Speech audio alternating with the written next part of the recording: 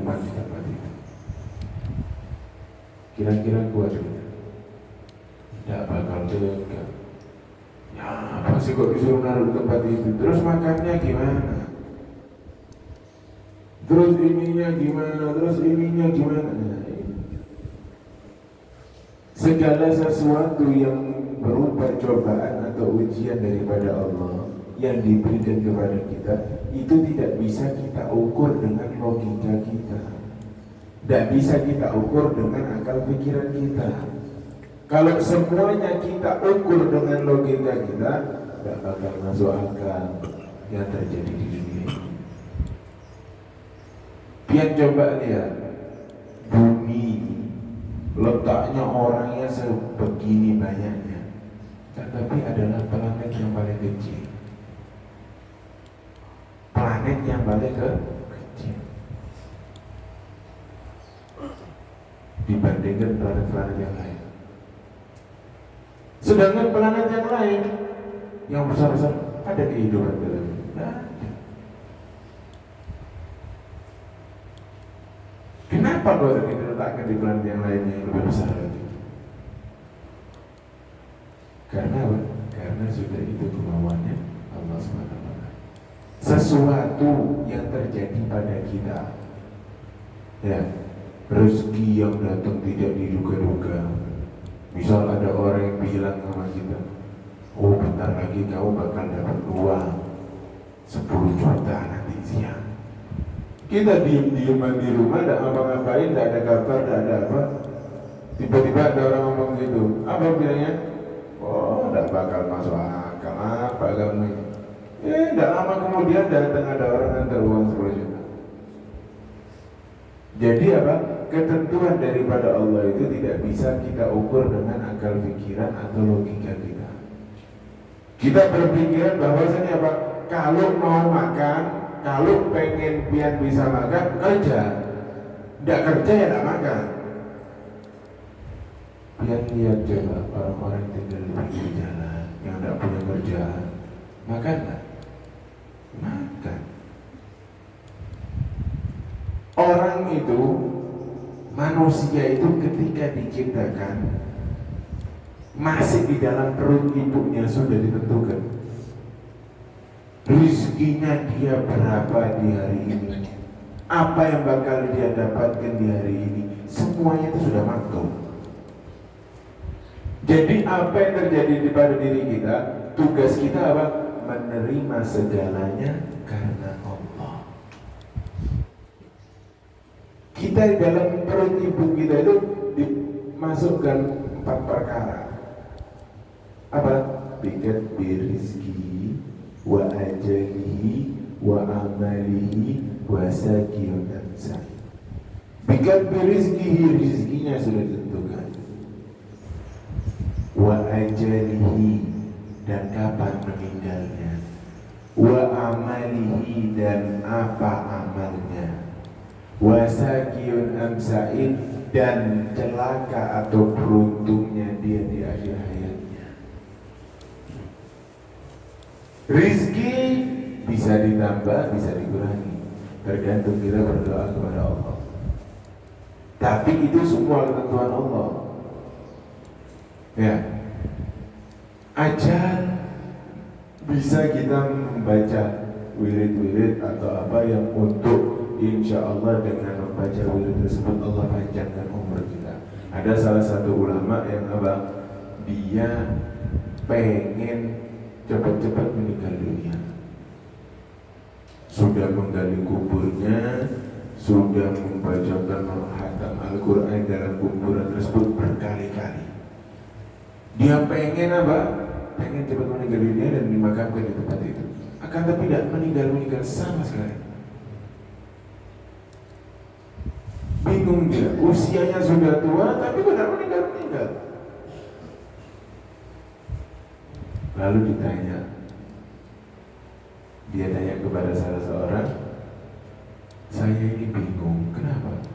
Saya ini usia saya sudah sangat tua, tapi kok belum dipanggil-panggil sama Allah.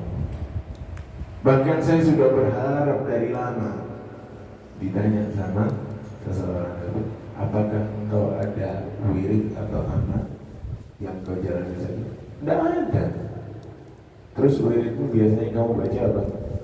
Saya setiap habis sholat biasanya dalam sehari itu saya baca Astaghfirullah lil mu'minina wal mu'minat 27 kali sudah. Ternyata apa? Karena Astaghfirullah lil mu'minina wal mu'minat memintakan ampun untuk orang-orang mukmin laki-laki dan perempuan itu menjadi penyebab dia dipanjangkan umurnya oleh Allah Subhanahu wa Ta'ala. Dikatakan mau cepat? Coba sehari kita baca. Dan ternyata benar apa? Ketika dia tidak membaca, langsung dipanggil oleh Allah Subhanahu wa Ta'ala.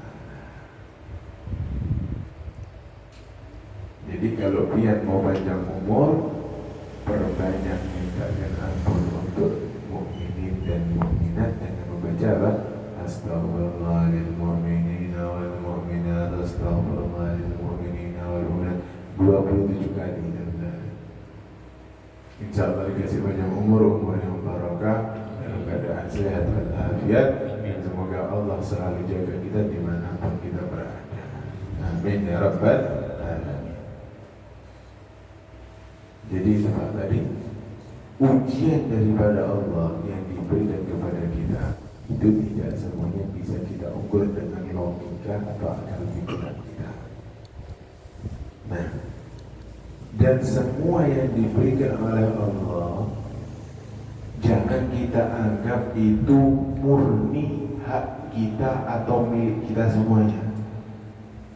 Ya, Allah titipkan rezeki kepada kita berupa materi atau uang. Allah berikan kepada kita dengan yang cukup banyak. Misal kita bisa menabung, kita bisa tumpuk uang tersebut, sampai ratusan juta, miliaran, triliunan. Lalu apa? Lalu setelah itu meninggal dunia. Tidak mau kita sama sekali untuk mengeluarkan zakatnya uang ini tadi. Tidak mau sama sekali kita untuk mengeluarkan sedekahnya. Tidak mau kita mengeluarkan hak orang lain yang ada pada uang tersebut. Uang yang ada menjadi milik kita itu bukan semuanya milik kita. Harta yang ada pada diri kita sekarang bukan semuanya milik kita. Rezeki milik kita itu yang mana? Makanan yang sudah masuk ke dalam perut-perut kita semua ini, itu rezeki yang benar-benar rezeki milik kita. Istri kita meninggal dunia, nikah lagi, selesai. Ya, sudah tua, tidak bakal ada yang mau. Nah, ini boleh ceritanya. Berarti milik dia. Ternyata ada duda tua mau, ya Pak? Jadi milik kita kan? Enggak. Ya sudah, milik orang lain. Apalagi apa? Ada ibu-ibu yang baru ditinggal sama suaminya, usianya ibu-ibu ini udah tua, suaminya baru meninggal. Selesai 4 bulan 10 hari, ternyata diketahui uangnya ada ratusan juta. Dilihat ibu-ibu ini umurnya tinggal 3 hari, ini kaya. Ya, ternyata ini kayak mati duluan. Setelah itu apa? Harta itu bisa menjadi beban atau bisa menjadi kunci untuk kita mendapatkan ridha daripada Allah. Jadi yang diberikan kepada kita, yang ada pada diri kita, itu bukan semua milik kita. Keluarkan orang lain dari harta kita. Jangan kita diberi rezeki sama Allah, ini semua milik saya, tidak bisa. Na'udzubillah min dzalik ini ya. Ada orang memiliki harta banyak, tidak mau nabung di bank, riba, tidak mau saya nabung di bank. Terus saya tumpuk di rumah. Sudah ditumpuk di rumah, uang saya sudah banyak, rumahnya kebakaran. Habis tak Bang? Habis. Ngumpulin berapa lama? Saya kumpulin sudah puluhan tahun, sudah 10 tahun, sudah 20 tahun. Habis tak? Habis. Jadi Jadikan dunia itu hanya di telapak tangan kita, hanya di dalam pandangan kita saja, bukan di dalam hati kita. Jadi apa? Jikalau sewaktu-waktu harta itu hilang atau harta itu habis atau diambil sama Allah, kita tidak bingung. Kita tidak bingung. Kalau sudah harta itu, dunia itu kita letakkan di dalam hati kita, yang ada ketika diambil apa? Bingung, bisa-bisa stres kita ya. Alhamdulillah menjadikan diri kita ini, contohnya siapa? Jadikan diri kita sebagai kayak tukang parkir. Tukang parkir itu Pak, sejam bisa punya motor ratusan, mobil puluhan. 5 menit kemudian sudah hilang semua. Tidak bingung ya, malah senang.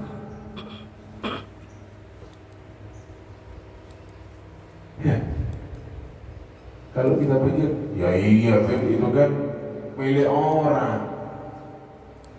Bukan masalah milik orangnya, akan tetapi apa? Akan tetapi tukang parkir itu paham, jikalau yang ada 1 jam yang lalu itu hanya titipan. Nah, yang ada pada diri kita sekarang ini adalah cuma titipan daripada Allah. Tugas kita apa? Hanya menjaganya, menjaga amanat ini tadi. Kalau kita bisa menjaga amanat, berarti kita orang yang amanat, orang yang bisa dipegang omongannya. Kalau amanat daripada Allah, kita seenaknya aja. Jangan harap diberi amanat yang lebih. Diberi amanat yang kecil saja kita kadang apa? Meremehkannya. Diberi amanat berupa harta, oh sudah nanti aja sedekah, oh sudah nanti aja zakatnya. Nanti juga ada orang lain yang bantu orang-orang miskin, nanti juga ada orang lain yang bantu orang-orang kurang mampu. Pak, itu di dalam harta kita itu bukan semuanya milik, ada hanya mereka-mereka. Ya, maka apa? Keluarkan hak mereka daripada harta kita, jangan sampai menjadi harta yang tidak suci. Ya. Jadi pada intinya adalah apa?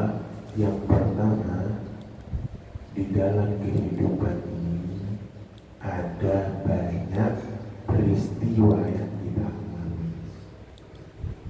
Peristiwa itu bisa berupa kenikmatan, bisa berupa cobaan atau ujian daripada Allah. Jikalau berupa kenikmatan, maka apa? Maka kita bersyukur kepada Allah. Sebagaimana dalam firman-Nya apa? Allah katakan, la in syakartum la azidannakum wa la in kafartum adzabi lasyadid.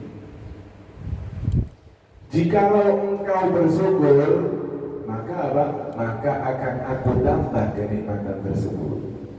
Akan tetapi jikalau engkau mengkufuri nikmat itu, ketahuilah bahwasannya adabku sangatlah pedih.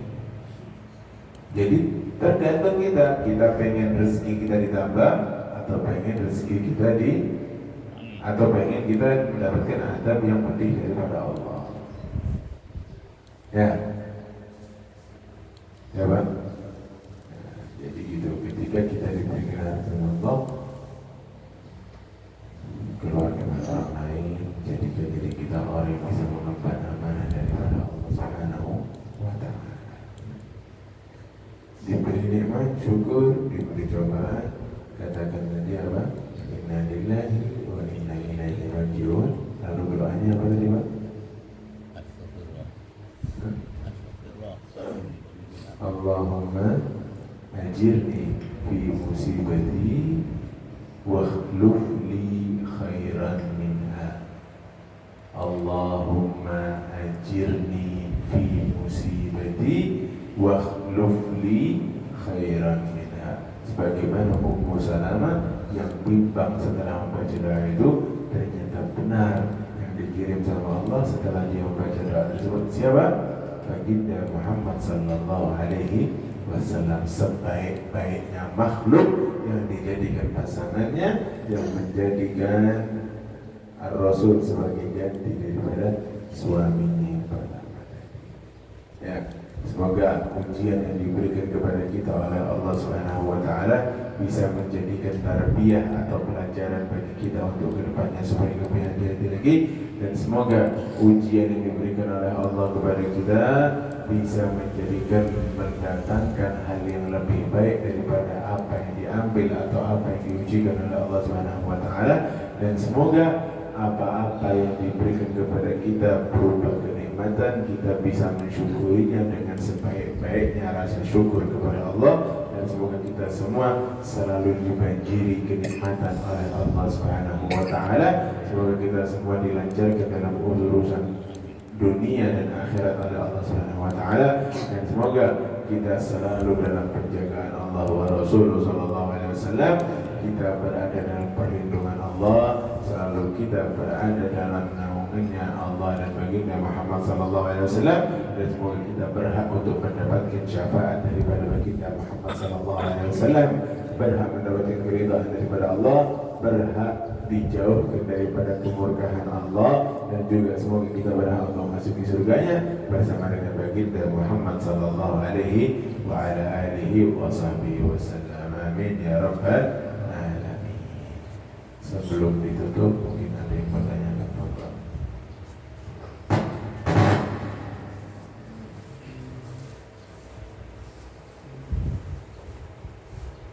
Ya, Bib. Assalamualaikum warahmatullahi wabarakatuh. Bila dalam hati itu ada keraguan-keraguan. Contohnya saya kemarin kan jatuh di kamar mandi itu, mungkin vertigo saya kambuh. Vertigo kambuh di kamar mandi. Ya alhamdulillah masih sekarang masih panjang umur sampai bisa saat ini bisa di sini. Nah, saat itu saya ini sudah sadar mau merintah anak nggak ada. Mau membeli obat maksud saya hanya tawakal sama Allah Ta'ala, cuma dalam hati ragu-ragu saya bisa naik motor atau tidak, gitu aja. Nah kan risiko naik motor antara ditabrak dan menabrak saya. Bismillah, tawakalullah, saya berangkat beli obat. Ya, alhamdulillah sampai sekarang saya bisa kesini ini. Ya, cuma dengan keraguan-raguannya itu aja saya. Jadi keraguan itu dikatakan dalam hadis yang berkita Muhammad sallallahu alaihi wasallam, maka kata Rasulullah sallallahu alaihi wasallam, "Da' ma yaribu ila ma la yaribu." Tinggalkan sesuatu yang membuat engkau ragu dan jalani sesuatu yang tidak membuat engkau ragu. Ya. Dan juga di dalam segala sesuatu kita husnudzon kepada Allah. Dikatakan dalam hadis siapa? Kata Allah Ta'ala dalam hadis, "Ana ikhtatan abdi." Aku dalam prasangka hambaku. Kita husnudzon kepada Allah. Oh, saya yakin diberi keselamatan sama Allah. Insya Allah selamat. Ya, mudah-mudahan dia selalu dijaga sama Allah, diberikan umur yang panjang sama Allah. Amin. Mudah-mudahan diberikan kesehatan wal afiyah insyaallah, dan semoga dia selalu dibanjiri rezekinya oleh Allah Subhanahu wa taala. Amin ya rabbal alamin. Ada yang lain?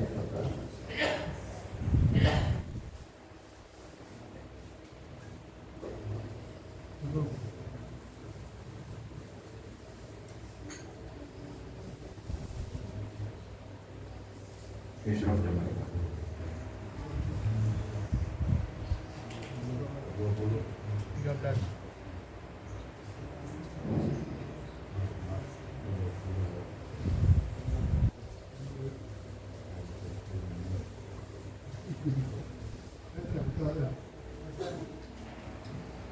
13.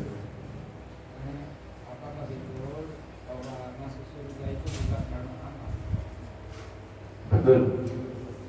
Masuk ke dalam surganya Allah itu bukan karena amal kita, tapi karena apa? Karena rahmat daripada Allah Subhanahu wa taala, daripada ridhonya Allah. Terus apa fungsinya kita beramal? Kan gitu. Fungsinya adalah itu karena kewajiban atas diri kita hidup di dunia. Kita mau mendapatkan ridha daripada Allah, kayak misal kita punya anak buah. Kita punya anak buah, mau anak buah itu tetap kerja, ya lakukan apa yang saya mau. Apa yang saya perintahkan, kerjakan. Kalau tidak mau ya keluar, sudah tidak usah di rumah saya, tidak usah di tempat yang nikmat ini. Biar kerja di kantor. Ketentuan kantor, SOP kantor harus masuk jam 7. Lalu setelah masuk jam 7 harus mengerjakan pekerjaan yang ini sampai setelah selesai baru boleh pulang. Pian datang Datang jam 9. Sampai kantor Sampai kantor duduk santai. Ya meskipun itu banyak sih di Indonesia. Ya. Tapi yang seperti itu bisa menyebabkan tidak dianggap sama bosnya ya. Nah, jadi ketentuannya adalah dari bosnya tersebut bagaimana mau ridho atau tidak kepada anak buah tersebut. Begitu juga Allah Subhanahu wa taala, ketika kita ingin menuai keridhaan dan rahmatnya Allah, jalankan apa yang diperintahkan sama Allah melalui ajarannya baginda Muhammad SAW. Maka ketika kita mendapatkan rahmatnya Allah, mendapatkan ridhaanya Allah, tidak peduli kita mau diletakkan di mana sama Allah, yang penting ada rahmat dan keridhaan daripada Allah, maka akan tenang hidup kita. Jadi bukan karena amal kita masuk ke dalam surga. Oh, saya tidak pernah meninggalkan salat malam, saya selalu gini, saya selalu beramal gini. Bukan karena itu kita masuk surga. Tapi bisa jadi daripada salah satu sebab amal kita bisa menjadikan kita mendapatkan rahmat daripada Allah Subhanahu wa ta'ala. Ya,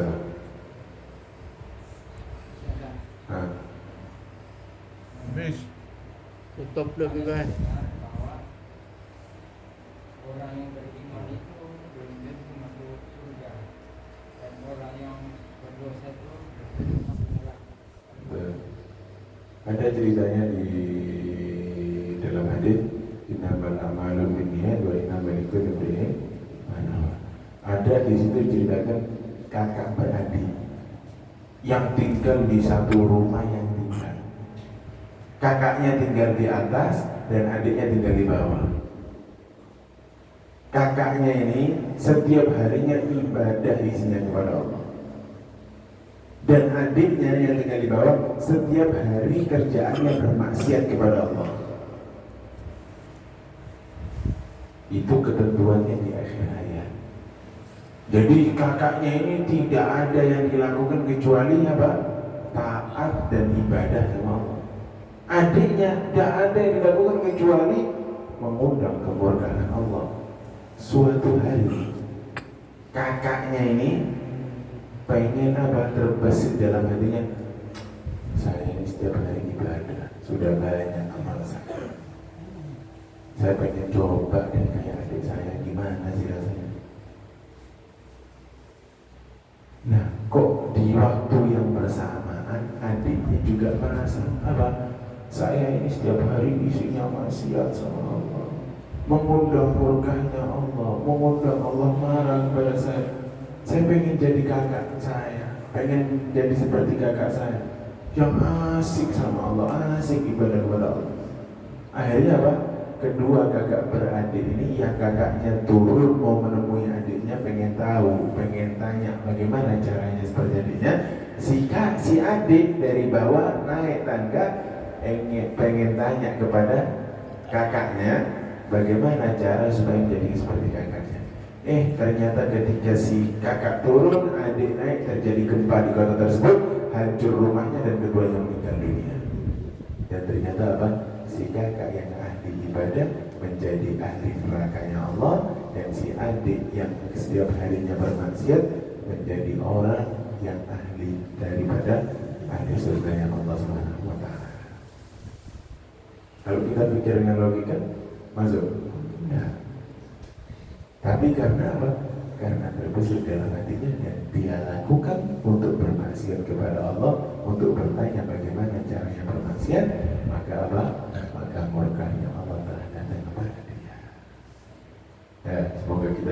dijaga ketaatan kita, Amin. selalu memiliki iman yang istiqamah kepada Allah, dijadikan kita orang yang selalu istiqamah menjaga keimanan dan ketakwaan kita kepada Allah. Semoga diberikan kepada kita hati yang berpegang teguh kepada ajarannya Allah, ajaran baginda Muhammad sallallahu alaihi wasallam, perintah-perintah yang diberikan oleh Allah kepada diri kita laksanakan dengan sebaik-baiknya, dan semoga dihindarkan di dalam hati kita bisikan-bisikan atau bisikan-bisikan syaitan yang untuk menyuruh kita bermaksiat kepada Allah Subhanahu wa taala. Amin ya rabbal alamin. Bismillahirrahmanirrahim. Alhamdulillahirabbil alamin. Allahumma shalli wa sallim ala sayyidina Muhammadin wa ala alihi wa sallim wa sallim ala sayyidina akhirin. وصلي وسلم على سيدنا محمد في كل وقت وحين وصلي وسلم على سيدنا محمد حتى دلت الارض ومن يوم دخل الوارثين يا اول الاولين ويا اخر الاخرين ويدرك وتمد ويا رحم المساكين ويا ارحم الراحمين. اللهم انا نعوذ بك من عذاب جهنم ومن عذاب القبر ومن فتنة المحيا والممات ومن شر فتنة المسيح الدجال ومن المغرم والمأثم. اللهم اغفر لنا ما قدمنا وما اخرنا وما اسرفنا وما أشرفنا وما أنت أعلم به منا. أنت المقدم وأنت المؤخر، لا إله إلا أنت. وصلى الله على سيدنا محمد النبي الأمي وعلى آله وصحبه وسلم. الحمد لله رب العالمين.